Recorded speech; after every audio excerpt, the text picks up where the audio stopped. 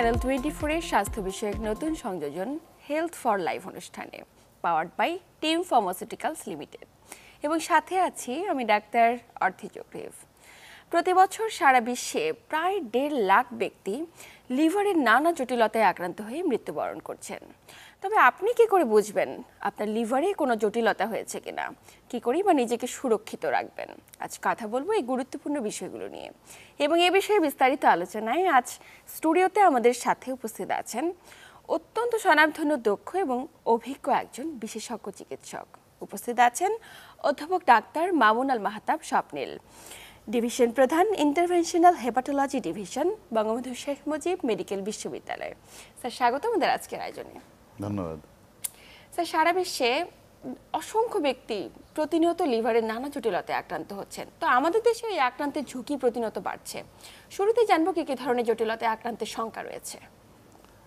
দেখুন, আমাদের দেশে যে সমস্ত তথ্যপত্র আছে এগুলো শুনলে লোকে আঁতকে ওঠে আর মনে করে যে সব ডাক্তারই তার রোগটাকে বাড়িয়ে বলে। এর কারণটা হচ্ছে একই লোকের একাধিক রোগ থাকতে পারে। আমরা যেটা দেখি বাংলাদেশে প্রায় 5.4% মানুষের হেপাটাইটিস বি আছে, 1% কিছু কম মানুষের হেপাটাইটিস সি আছে এবং মানে বাংলাদেশে প্রায় 1 কোটি মানুষ হেপাটাইটিস বি বা সি ভাইরাসে আক্রান্ত। এছাড়া প্রায় 30% লোকের লিভারে চর্বি আছে, মানে আপনি আরও 6 কোটি যোগ দিতে পারেন। তাহলে এই যে প্রায় 6 থেকে 7 কোটি মানুষ আছে যারা কোনো না কোনো ধরনের লিভার জটিলতায় ভুগছেন এবং যাদের একটা গুরুত্বপূর্ণ অংশ, সবাই না, হেপাটাইটিস বি সি বা ফ্যাট লিভার মানে লিভার নষ্ট হয়ে যাওয়া না, কিন্তু এদের মধ্যে কমপক্ষে 10 থেকে 20% মানুষ একটা পর্যায়ে লিভার সিরোসিস কিংবা লিভার ক্যান্সারের মতো জটিলতায় আক্রান্ত হবেন। তো এই যে এত ব্যক্তি নানা ধরনের জটিলতায় আক্রান্ত হচ্ছে, তারা তো বুঝতে পারছে না, ব্যক্তি নির্দিষ্ট সময় পরে গিয়ে বুঝছে। তো আমি যদি একটু ফ্যাটি লিভারের দিকে যাই, ফ্যাটি লিভার হলে কি বিশেষ কোনো উপসর্গ প্রকাশ পেতে পারে? আসলে আপনি যেটি যথার্থই বলছিলেন যে লিভার রোগগুলোর সমস্যা হচ্ছে, এগুলো কোনো উপসর্গ থাকে না, জন্ডিসের থাকে। কিন্তু আমরা যখন এরকম দীর্ঘমেয়াদী ক্রনিক লিভার ডিজিজের কথা বলছি, এমনকি লিভার ড্যামেজ হয়ে গিয়ে লিভার সিরোসিস হয়ে গেছে, মানুষ কিছুই জানে না, জানতে পারে যখন কমপ্লিকেশনগুলো দেখা দেয়। তো ঠিক একইভাবে ফ্যাট লিভারের কোনো সিমটম থাকে না বললেই চলে। কিছু কিছু সিমটম থাকে না একেবারেই তা না, যেমন অনেকে পেটের ডান পাশে উপর দিকে একটা ভোঁতা ব্যথা, কখনো বাম পাশেও ব্যথা, খুব রিয়েলি তীব্র ব্যথা বলেন। কেউ কেউ বলেন যে তার পায়খানার অভ্যাসটা অনিয়মিত হয়ে গেছে, একটা আইবিএসের মতো পায়খানা হচ্ছে, অল্পতেই ক্লান্ত হয়ে পড়ে, অবসাদগ্রস্ততা একটা সিমটম। কিন্তু এটা তো মাথায় রাখতে হবে যে ধরনের সিমটমগুলো আর অনেক কারণেই দেখা দিতে পারে। তো ফলে আমরা দেখি যে যাদের ফ্যাটি লিভার থাকে এই মানুষগুলো কিন্তু আসলে ডায়াগনোজড হন সিমটমের কারণে না, অধিকাংশ ক্ষেত্রে একটা আলট্রাসোনোগ্রাম করতে যান কোনো না কোনো কারণে এবং সেখানে ধরা পড়ে যে লিভারে চর্বি আছে। তো যখন একজন ব্যক্তি ফ্যাটি লিভারে আক্রান্ত হয়ে যান, সেক্ষেত্রে নিশ্চয়ই জীবনযাপনে কিছুটা পরিবর্তন আনা জরুরি। তো এই ব্যাধিগুলো ফ্যাটি লিভারে আক্রান্তের ঝুঁকিতে কারা এবং তাদের ক্ষেত্রে বাড়তি কি ধরনের সতর্কতা গ্রহণ করা প্রয়োজন? একটা তো বুঝতেই পারছেন যে যার শরীরে চর্বি বেশি, মেদবহুল মানুষ, তার লিভারে চর্বি থাকতে পারে, অর্থাৎ তার ফ্যাট লিভারের সম্ভাবনা বেশি। ডায়াবেটিসের সাথে খুব ঘনিষ্ঠ যোগাযোগ, যাদের ডায়াবেটিস আছে তাদের অনেকেরই, বেশিরভাগেরই ফ্যাট লিভার থাকে। এছাড়া যাদের রক্তে কোলেস্টেরল ট্রাইগ্লিসারাইড বেশি আছে, ব্লাড প্রেশার আছে, থাইরয়েডের সমস্যা, হাইপোথাইরয়েডিজম, মহিলাদের ক্ষেত্রে পলিসিস্টিক ওভারি, যারা অতিরিক্ত মদ্যপান বা অ্যালকোহল গ্রহণ করেন, এই মানুষগুলোর লিভারে চর্বি থাকতে পারে। হেপাটাইটিস সি ভাইরাস একটা ভাইরাস যেটি লিভারের দীর্ঘমেয়াদী রোগ তৈরি করে, এই ভাইরাসটা কিন্তু ফ্যাট লিভার করে। তো এদের বাড়তি ঝুঁকিটা কী থাকে? এই মানুষগুলো দেখতে পাচ্ছেন যে আমরা বলছি যে ডায়াবেটিসের রোগীর ফ্যাট লিভার থাকে, এই রোগের সাথে ফ্যাট লিভার থাকে, ওই রোগের সাথে ফ্যাট লিভার থাকে। মানে ফ্যাটি লিভার কিন্তু কোনো আইসোলেটেড ডিজিজ না, এটাকে আমরা বলি কাসকেড অফ ডিজিজ বা একটা রোগের সমাহার। তো ফলে যেটা হয় যে যার লিভারে চর্বি থাকে তার কিন্তু হার্টের সমস্যা থাকতে পারে, তার স্ট্রোকের রিস্ক থাকতে পারে, তার কিডনি খারাপ হতে পারে, তার ক্যান্সারের ঝুঁকি বাড়তে পারে। এবং ওই ব্যক্তিটি হয়তো লিভার রোগে আক্রান্ত কিছুই হলেন না, কিন্তু হয়তো হার্ট অ্যাটাকে অকালে মৃত্যুবরণ করলেন, এই ঝুঁকিগুলো থাকে। তো সেজন্য আমরা বোঝানোর জন্য বলি যে ফ্যাট লিভার হচ্ছে সেই রোগটা, সেই বরফখণ্ডটি যেটি দেখে টাইটানিকের চালক বুঝতে পারেন যে কেন তার জাহাজ ডুবে গেল আর কি, কারণ তলায় যে এত বড় একটা বরফের খণ্ড ছিল উপর থেকে দেখা যায় না। তো এটি তো স্টেজ রয়েছে, কোন স্টেজে গেলে এটি বিপজ্জনক বা ঝুঁকিপূর্ণ? যাদের ফ্যাটি লিভার থাকে তাদের কারো কারো দীর্ঘমেয়াদী প্রদাহ বা ক্রনিক হেপাটাইটিস থাকে, আমাদের জটিল ভাষা আমরা বলি নন অ্যালকোহলিক স্টিয়াটো হেপাটাইটিস, সংক্ষেপে NASH, ন্যাশ। এই ন্যাশ যাদের থাকে তাদের কিন্তু হেপাটাইটিস বি বা হেপাটাইটিস সি ভাইরাসের মতোই ডিজিজ প্রোগ্রেস করার, অর্থাৎ লিভার সিরোসিস হওয়ার ঝুঁকি থাকে, এবং লিভার সিরোসিস হলে লিভার ক্যান্সার হওয়ার ঝুঁকিও থাকে। আচ্ছা ইনফ্যাক্ট যাদের ন্যাশ থাকে তাদের কিন্তু লিভার খারাপ হওয়ার আশঙ্কা হেপাটাইটিস বি বা সি ভাইরাস আক্রান্ত ব্যক্তির চেয়ে বেশি। নিশ্চয়ই। তো সেক্ষেত্রে ফ্যাটি লিভারকে নিয়ন্ত্রণের ক্ষেত্রে একজন ব্যক্তির কি কি ধরনের বাড়তি সতর্কতা গ্রহণ করা প্রয়োজন? ফ্যাটি লিভারের সবচেয়ে ধনন্তরী চিকিৎসা হচ্ছে লাইফস্টাইল মডিফিকেশন বা যাপিত জীবনের পরিবর্তন। তো কী সেটা? আমরা মোটা দাগে যেটা বলি যে খাবার ব্যাপারে একটা অভ্যাসে পরিবর্তন আনতে হবে। রাতেরবেলা খেয়েই ঘুমাতে যাওয়ার অভ্যাসটা আমাদের চিরায়ত, এটা ত্যাগ করতে হবে। খাওয়া এবং ঘুমের মাঝখানে রাতেরবেলা 2 থেকে 3 ঘন্টা গ্যাপ দেওয়া বাঞ্ছনীয়। হাঁটাহাঁটির অভ্যাসটা খুব ভালো, সপ্তাহে অন্তত 5টা দিন যদি আধা ঘন্টা করে হাঁটেন, এটি স্বাস্থ্যের জন্য অত্যন্ত উপকারী। সাথে সাথে আমরা যেটা বলি যে আপনি অপ্রয়োজনীয় শর্করা, চায়ে চিনি, মিষ্টি, বাড়তি ভাত ঝেড়ে ফেলুন, তাহলে ভালো থাকবেন। তো এই জিনিসগুলো, কারণ আমরা হচ্ছে যে বাংলাদেশের মানুষ কিন্তু ওই রেড মিট, গরু খাসি খুব বেশি খায় না এবং সেক্ষেত্রে তাদের লিভারে চর্বিও জমে না। আমাদের লিভারে চর্বি জমে অতিরিক্ত শর্করা, ভাত খেয়ে, চিনি খেয়ে, মিষ্টি খেয়ে। এই জায়গাটাতে জোর দিতে হবে। তো একটু যদি আমরা জীবনযাপনে পরিবর্তন আনি তবে ফ্যাটি লিভার হবার সংখ্যা অনেকাংশে কমে আসবে। মানে জিনিসটা এতটাই গুরুত্বপূর্ণ যে যদি কেউ তার শরীরের ওজন 10% নামিয়ে আনতে পারেন, ধরুন আজকে যার ওজন 80 কেজি, তিনি যদি তার ওজন 72 কেজি নামিয়ে আনতে পারেন, তাহলে তার লিভারের 50% চর্বি ঝরে যাবে। আচ্ছা, এখন শুনতে মনে হচ্ছে খুব সহজ, কাজটা কিন্তু খুব কঠিন। একদমই। তো অনেক ক্ষেত্রে দেখা যায় অনেকে ফ্যাটি লিভার নিয়ে একদমই শঙ্কিত নন, এবং এটি জানার পরেও তারা নিয়মিত যে ফ্যাটি ফুডগুলো খাওয়া একদমই আপনারা নিষেধ করে দেন বা চিকিৎসকরা একদমই পরামর্শ দিয়ে দেন যে এই সমস্ত খাবার থেকে বিরত থাকতে হবে, তারা কন্টিনিউয়াস সেগুলো খাচ্ছে। তো এই ফ্যাটি লিভার যদি নিয়ন্ত্রণে না থাকে তবে পরবর্তীতে কি কি ধরনের জটিলতা হতে পারে? আমরাও কিন্তু শঙ্কিত তো বলি না, আমরা সচেতন হতে বলি যে ফ্যাট লিভার হয়েছে, আপনাকে সচেতন হতে হবে। সচেতন হলে আপনি বেশি দিন বাঁচবেন।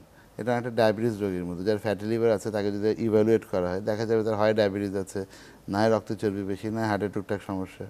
সে লোক যদি সচেতন হয়ে যায়, সে ব্যক্তি, তাহলে যা হবে তার অন্য রোগের সম্ভাবনা কিন্তু কমে যায়। সাধারণত দেখা যায় যে ফ্যাট লিভারের রোগীরা অন্যান্য লিভার রোগীর চেয়ে বেশি বা আগে মৃত্যুবরণ করেন, সেটা লিভার রোগের কারণে না, আনুষঙ্গিক অন্যান্য রোগের কারণেও। তো ফলে যদি কেউ সচেতন থাকেন, স্রষ্টা সম্ভব তাকে দীর্ঘদিন পৃথিবীতে রাখবেন। আর যেটি যদি না করা হয়, সেক্ষেত্রে যে ঝুঁকিগুলো বেড়ে যায়, একটা হচ্ছে যে আপনার হার্ট অ্যাটাকের ঝুঁকি বেড়ে যায়, কারণ রক্তনালীতে চর্বি জমে হার্টের। স্ট্রোকের ঝুঁকি বেড়ে যায়, কারণ ব্রেনের রক্তনালীতে চর্বি জমে। সবচেয়ে বড় কথা, ক্যান্সারের ঝুঁকি বেড়ে যায়। তো ফলে এই ঝুঁকিগুলো কিন্তু ফ্যাট লিভারের সাথে আসতেই থাকে। আর হ্যাঁ, ডায়াবেটিস আছে, ডায়াবেটিসের তো অসংখ্য অজস্র কমপ্লিকেশন। আমাদের শরীরে হেন জায়গা নেই যেখানে ডায়াবেটিস সমস্যা করে না। তো এখন যার ফ্যাটি লিভার আছে, তার যদি ডায়াবেটিস থাকে, তিনি যদি অসচেতন হন, হয়তো লিভার খারাপ হওয়ার আগে তিনি কিডনি খারাপ হয়ে, চোখ খারাপ হয়ে বিপদে পড়ে গেলেন। ফলে যে সচেতনতাই হচ্ছে ফ্যাট লিভার থেকে সুস্থ থাকা সবচেয়ে বড় উপায়। নিশ্চয়ই। তো ফ্যাটি লিভারের সাথে কোনোভাবে কি লিভার সিরোসিসের কোনো সম্পৃক্ততা রয়েছে? অবশ্যই, আমি যেটি বলছিলাম যে যাদের ফ্যাটি লিভার থেকে দীর্ঘমেয়াদী প্রদাহ হয়, ক্রনিক হেপাটাইটিস, আমরা বলি ন্যাশ, এই ন্যাশের রোগীদের কিন্তু লিভার সিরোসিস হতে পারে, যেমনটি ক্রনিক হেপাটাইটিস বি বা ক্রনিক হেপাটাইটিস সি রোগীদের হতে পারে। ইনফ্যাক্ট যাদের ন্যাশ থাকে তাদের বি বা সি ভাইরাসে আক্রান্ত রোগীদের চেয়ে লিভার সিরোসিসে আক্রান্ত হওয়ার ঝুঁকিটা বেশি থাকে। আচ্ছা, তো লিভার সিরোসিস সম্পর্কে তো আমরা অনেকেই জানি না, ঠিক কী ধরনের ব্যাধি, একটু বিস্তারিত জানতে চাই। লিভার সিরোসিস হচ্ছে আসলে লিভারের একটি রোগ, যখন লিভারটি পুরোপুরি নষ্ট হয়ে যায়। তো কাদের হয়? আমাদের দেশের প্রেক্ষাপটে hepatitis B virus, fatty liver এবং হেপাটাইটিস সি ভাইরাসের দীর্ঘমেয়াদী প্রদাহ বা ক্রনিক হেপাটাইটিস, অর্থাৎ এই রোগগুলো যদি 6 মাসের বেশি আমার লিভারে থাকে, তাহলে আমার থিওরিটিক্যালি লিভার সিরোসিসে আক্রান্তের ঝুঁকি আছে। এই রোগগুলো দীর্ঘদিন থাকলে লিভারের যে নর্মাল আকার আকৃতি সেটা নষ্ট হয়ে যায়, লিভারটা আকারে ছোট হয়ে যায়, বিকৃত হয়ে যায়। এবং লিভারে যে অসংখ্য কাজ আছে, লিভার শরীরে প্রায় 500-র মতো কাজ করে, এই কাজগুলো একে একে কমে আসতে থাকে, ফেল করতে থাকে, এবং একটা সময় লিভার ফেল করে যায়। তো লিভারের সক্ষমতা রয়েছে তাই বিউটিফুল স্টুডিওটির মতো, এখানে অসংখ্য লাইট জ্বলছে। একটি দুটি লাইট চলে গেলে হয়তো প্রোগ্রামটা চালিয়ে নেওয়া যাবে, কিন্তু যদি অর্ধেকের বেশি লাইট চলে যায়, 70% লাইট তো অনুষ্ঠানে চলবে না। কিন্তু প্রথম দিকে লাইট চলে গেলে খুব ভালো প্রডিউসাররা কেউ তো খেয়াল করছেন না। লিভার সিরোসিসটা সেরকম, প্রথম দিকে লিভার খারাপ হতে থাকে, হালকা সিমটম, তেমন কিছু না, মানুষ খেয়াল করে না, ডাক্তারও বুঝতে পারবে না। তখনই বোঝা যায় যখন বেশি ভাবে লিভারটি আক্রান্ত হয়ে যায়। এবং সেজন্য কিন্তু যখন লিভার সিরোসিসের রোগীরা লক্ষণ নিয়ে আমাদের কাছে আসেন, পেটে পানি, রক্ত বমি, অজ্ঞান হয়ে যাচ্ছে, লিভারে ক্যান্সার, তখন অনেক ক্ষেত্রেই তাদের জন্য আমাদের খুব বেশি কিছু করার থাকে না, যে কারণে লিভার সিরোসিস একটি আতঙ্কের নাম। কিন্তু যাদের পটেনশিয়াল ঝুঁকি আছে লিভার সিরোসিস হওয়ার, যেমন হেপাটাইটিস বি ভাইরাস আছে, ফ্যাটি লিভার আছে, হেপাটাইটিস সি ভাইরাস আছে, জানার পর থেকে তারা যদি নিয়মিত ফলো আপ এবং চিকিৎসায় থাকেন, তাহলে কিন্তু এখন যে সমস্ত ওষুধপত্র আছে সেগুলো ব্যবহার করে এবং অন্যান্য মেজার্স নিয়ে আমরা বলতে পারি যে লিভার সিরোসিস অধিকাংশ ক্ষেত্রে আমরা ঠেকিয়ে দিতে পারবো। এমনকি হয়ে গেলেও প্রাথমিক সিরোসিসকে আমরা রিভার্স করতে পারি, অর্থাৎ লিভারটাকে নর্মাল করে ফেলা যায়। তার মানে লিভার সিরোসিস যাদের হবার একটু ঝুঁকি, তাদের প্রিভিয়াসলি হয় ফ্যাটি লিভার থাকতে হবে অথবা হেপাটাইটিস বি বা হেপাটাইটিস সি। বাংলাদেশের প্রেক্ষাপটে মোটামুটি এটাই লিভার সিরোসিসের শতভাগ কারণ। হেপাটাইটিস বি এবং হেপাটাইটিস সি আক্রান্ত হয় কোন ধরনের ব্যক্তিরা এবং কিসের মাধ্যমে এটিতে আক্রান্ত হচ্ছেন? এই দুটো ভাইরাস হচ্ছে রক্তবাহিত ভাইরাস, অতএব যারা শরীরে কোনো কারণে রক্ত নিচ্ছেন, সেই রক্ত যদি বি বা সি ভাইরাস মুক্ত না থাকে, কোনো রোগীর রক্ত নিলে একজন মানুষ যার শরীরে ভাইরাসটি নাই তিনি আক্রান্ত হতে পারেন। কিন্তু মনে রাখতে হবে যে সবসময় যে সরাসরি রক্ত নিলে ভাইরাসটি বা ভাইরাস দুটি শরীরে ঢুকবে তা কিন্তু না। আর রক্ত নানাভাবে আমাদের শরীরে আমাদের রক্তের সংস্পর্শে আসতে পারে। যেমন ধরুন আমি কোথাও ইঞ্জেকশন দিলাম বা কোনো ছোটোখাটো কাটাছেঁড়া হলো আমার শরীরে, আমি কান ফোঁটা নাক ফোঁটা করলাম, কিংবা আমি দাড়ি গোঁফ কাটতে গিয়ে সেলুনে আমার গাল কেটে গেল। এখন যে যন্ত্রপাতিগুলো ব্যবহার করা হচ্ছে সেগুলো যদি নতুন বা অ্যাপ্রোপ্রিয়েটলি স্টেরিলাইজড না হয় এবং সেগুলো যদি এর আগে কোনো হেপাটাইটিস বি বা সি ভাইরাস আক্রান্ত রোগীর রেখে প্রয়োগ করা হয়ে থাকে, যেখান থেকে ওইখানে রক্তটা লেগেছে, সেক্ষেত্রে কিন্তু এই যন্ত্রপাতির মাধ্যমেও আমার শরীরে ভাইরাসটা ঢুকতে পারে। একইভাবে যারা কিডনি ডায়ালাইসিস করেন, থ্যালাসেমিয়ার রোগী যাদের বারবার রক্ত নিতে হয়, যারা হাসপাতালে আছেন, তা সে আয়া বুয়া থেকে শুরু করে অধ্যাপক, সবারই কিন্তু একটা বাড়তি ঝুঁকি থাকে। যাদের পরিবারে হেপাটাইটিস বি এবং সি ভাইরাস আক্রান্ত রোগী আছেন তাদের একটা ঝুঁকি থাকে। কারণ নানাভাবেই কিন্তু আসতে পারে, কিন্তু মোদ্দা কথা হচ্ছে যে দূষিত রক্ত সুস্থ ব্যক্তির রক্তের সংস্পর্শে না আসলে বি বা সি ভাইরাস ছড়াবে না। এবং একবার হয়ে গেলে তো সারা জীবন তারা এটিকে ক্যারি করছে। ব্যাপারটি কিছুটা তাই, কারণ আমরা যেটা দেখি যে যদি বাচ্চাদের বি ভাইরাস সংক্রমণ হয় 90% ক্ষেত্রে স্থায়ী ইনফেকশনের রূপ নেয়। বড়দের ক্ষেত্রে কিন্তু উল্টো, বড়দের ক্ষেত্রে 80 থেকে 90% ক্ষেত্রে আমাদের হোস্ট ইমিউন সিস্টেম শরীরের রোগ প্রতিরোধ ক্ষমতা ভাইরাসটাকে নিষ্ক্রিয় করে দেয়। আর সি ভাইরাসের ক্ষেত্রে হচ্ছে যে ছোটো বড়ো যে বয়সেই ঢুকুক না কেন, যদি একবার ঢোকে একদম 80% ক্ষেত্রে শরীরে স্থায়ীভাবে বাসা বাঁধবে। যে কারণে সি ভাইরাসের সংখ্যা কম হলেও এটি ভয়ের বেশি, কারণ এটি একবার ঢুকলে থেকেই যায় এবং যাদের থেকে যায় তাদের শতকরা 80% লিভারকে একটা পর্যায়ে নষ্ট করে দেয়। আচ্ছা, মানে লিভার সিরোসিস হবার একটু ঝুঁকি থাকে। শতকরা 80% মানুষ যাদের সি ভাইরাস ইনফেকশন আছে, অথচ বি ভাইরাস থাকলে শতকরা 20% লিভার সিরোসিস হবে না। আর 90% ক্ষেত্রে প্রাপ্তবয়স্ক লোক তাদের যদি বি ভাইরাস ইনফেকশন হয়ও শরীর থেকে ক্লিয়ার করে দিবে, 20% বা 10% ক্ষেত্রে শরীর রয়ে যাবে। তো ফলে বি ভাইরাস শরীর ভালো ম্যানেজ করে, বি ভাইরাস অতটা খারাপ না, কিন্তু সি ভাইরাস হচ্ছে শরীর থেকে কন্ট্রোল করতে পারে না এবং যদি হয়ে যায় বিপদ। তো একজন ব্যক্তি যাতে না হয়ে থাকে হেপাটাইটিস বি বা হেপাটাইটিস সি, যেহেতু দুটোই ঝুঁকিপূর্ণ, তো সেক্ষেত্রে পরামর্শ কি, কোনো ভ্যাকসিন রয়েছে কি? হেপাটাইটিস বির খুবই কার্যকর ভ্যাকসিন রয়েছে, আমাদের দেশে একাধিক কোম্পানি সেগুলো বানায়ও। তো আমরা সাধারণত 3 ডোজ ভ্যাকসিনের কথা বলি। প্রথমে একটি, তারপর 1 মাসের মাথায় একটি, 6 মাসের মাথায় একটি। এই 3 ডোজ ভ্যাকসিন প্রথম মাস শুরুতে একটা, 1 মাসের মাথায়, 6 মাসের মাথায় নিয়ে দিলে মোটামুটি 95-96% ক্ষেত্রে আমি নিশ্চিত থাকতে পারি যে আমার আর কখনো হেপাটাইটিস বি ভাইরাস হবে না। এবং কোন বয়সে এটা দেওয়া জরুরি? এটি কিন্তু জন্মের মুহূর্ত থেকে শুরু করে যে কোনো বয়সে দেওয়া যায় এবং আমাদের মতো দেশে যে কোনো বয়সী মানুষেরই নিয়ে নেওয়া উচিত। তো আমাদের সরকার যেটি করছেন গত 17 বছর যাবৎ হেপাটাইটিস বির ভ্যাকসিন আমাদের ইপিআই বা নবজাতকদের যে টিকার শিডিউল সেখানে আছে। তো ফলে যে বাংলাদেশের নাগরিকের বয়স আজকে 17 বছর তার আর টিকা নেওয়ার দরকার নেই, কিন্তু যার বয়স 17-র বেশি তিনি যদি টিকা না নিয়ে থাকেন অবশ্যই টিকাটি নিয়ে নেওয়া উচিত। সি ভাইরাসের ক্ষেত্রে কোনো টিকা নেই। সি অনেকটা কোভিড ভাইরাসের মতো, যার টিকাটি বারবার পরিবর্তন করতে হবে। ফলে সির ক্ষেত্রে টিকা খুব একটা আগায়নি, তবে সির ক্ষেত্রে ভালো সংবাদ হচ্ছে খুব কার্যকর ওষুধ আছে। 12 থেকে 24 সপ্তাহ ব্যবহারে সি ভাইরাসকে মোটামুটি ওই আবারও 98-99 ক্ষেত্রে নিষ্ক্রিয় করে দেওয়া যায়, যেটি আবার বির ক্ষেত্রে সম্ভব না। বির ক্ষেত্রে ওষুধ আছে, কিন্তু বছরের পর বছর কারণ সারা জীবন ওষুধ টানতে হয়। নিশ্চয়ই। তো এই ব্যাধিগুলোতে যদি একজন ব্যক্তি আক্রান্ত হয়ে থাকে তবে ভবিষ্যতে তার লিভার সিরোসিস হওয়ার একটি শঙ্কা থেকেই যায়। তো একজন ব্যক্তি যাতে লিভার সিরোসিসে আক্রান্ত না হয় এটি নিয়ে তো আমরা কথা বলছি, যে ফ্যাটি লিভারে যেন তিনি আক্রান্ত না হন, হেপাটাইটিস বি কিংবা হেপাটাইটিস সি এর যেন আক্রান্ত না হন। তো একবার যদি লিভার সিরোসিসে আক্রান্ত হয়ে যান সেক্ষেত্রে চিকিৎসা পদ্ধতির কি কোনো সুযোগ রয়েছে? আছে, যদি আমরা আগে ধরতে পারি তাহলে আমরা যে কারণে সিরোসিস হলো তার চিকিৎসা করি এবং সিরোসিসের কমপ্লিকেশনগুলো, যেমন ধরুন কারো আমরা এন্ডোস্কোপি করে দেখলাম রক্ত বমির ঝুঁকি আছে, আমরা ট্রিটমেন্ট করে দিচ্ছি। কারো অজ্ঞান হয়ে যাওয়ার ঝুঁকি আছে, আমরা ট্রিটমেন্ট করছি। আমরা নিয়মিত মনিটর করছি যাতে লিভার ক্যান্সার হলে আমরা খুব শুরুতেই ধরে চিকিৎসা করে সুস্থ করে ফেলতে পারি। কিন্তু একটা পর্যায়ে আসে যখন হয়তো আমাদের চিকিৎসা ফেল করে, অথবা অধিকাংশ ক্ষেত্রে রোগীরা অনেক দেরি করে আসে, কারণ আমরা আগে আলোচনা করছিলাম যে লক্ষণ থাকে না। এই যে রোগীরা দেরি করে আসছে, কারো পেটে পানি আসছে, কারো এদের জন্য আমরা কি করতে পারি? এদের জন্য চিকিৎসা হচ্ছে লিভার ট্রান্সপ্লান্টেশন। তো সেটি যদি না করা যায় বা যাতে লিভার ট্রান্সপ্লান্টের পর্যায়ে না যায়, তাহলে কি করা যায়? সেক্ষেত্রে যেটি ইভলভিং সায়েন্স, সেটা হচ্ছে autologous haemopoietic stem cell transplantation, সংক্ষেপে স্টেম সেল থেরাপি। এই কাজটি কিন্তু 2017 সাল থেকে আমরা বাংলাদেশে করছি। আমরা কোনো কিনে আনা বা আমদানি করা স্টেম সেল ব্যবহার করি না। আমরা যেটি করি, রোগীকে ইঞ্জেকশন দিয়ে তার শরীরে স্টেম সেল উৎপাদন করে রক্ত থেকে সেগুলো আলাদা করে নিয়ে এসে রোগীর লিভারে সরাসরি ইঞ্জেকশন দিয়ে দিই। এতে রোগীর লিভার ফাংশন ইমপ্রুভ করে, লিভার কিছু নতুন করে তৈরি হয় এবং লিভারের ক্ষতির মাত্রাটা কমে আসে। এবং এটি কোনো বানোয়াট কথা না, আমাদের বৈজ্ঞানিক প্রকাশনা আছে। এবং বঙ্গবন্ধু শেখ মুজিব মেডিকেল বিশ্ববিদ্যালয়ে আমি যে এখানে কাজ করি, ইন্টারভেনশনাল হেপাটোলজি ডিভিশন, যার আমি প্রধান, সেখানে কিন্তু এই ধরনের চিকিৎসাটা করার জন্যই আর অনেক কিছুর মধ্যে এটি প্রতিষ্ঠা করা হয়েছে বিশ্ববিদ্যালয়ের সিন্ডিকেটের অনুমোদন ক্রমে। তো ফলে এই চিকিৎসাগুলো বাংলাদেশে হচ্ছে এবং আমাদের অঞ্চলেই এই কাজে আমাদের অভিজ্ঞতা কিন্তু ওয়ান অফ দ্য হাইয়েস্ট। আমাদের আশেপাশের দেশগুলোর তুলনায় আমাদের অভিজ্ঞতা অধিকাংশ ক্ষেত্রে অনেক বেশি। তো এই চিকিৎসা করলে কি হয়? লিভার কি একদম ভালো হয়ে যাবে, লিভার সিরোসিসকে ফুটবল খেলবে, হকি খেলবে, তা না। যদি প্রথম দিকে করা যায়, আমাদের যেটা অভিজ্ঞতা এবং প্রকাশনা, যে রোগীদের লিভার খারাপ কম হয়, লিভার ফেইলিয়ার হয় না।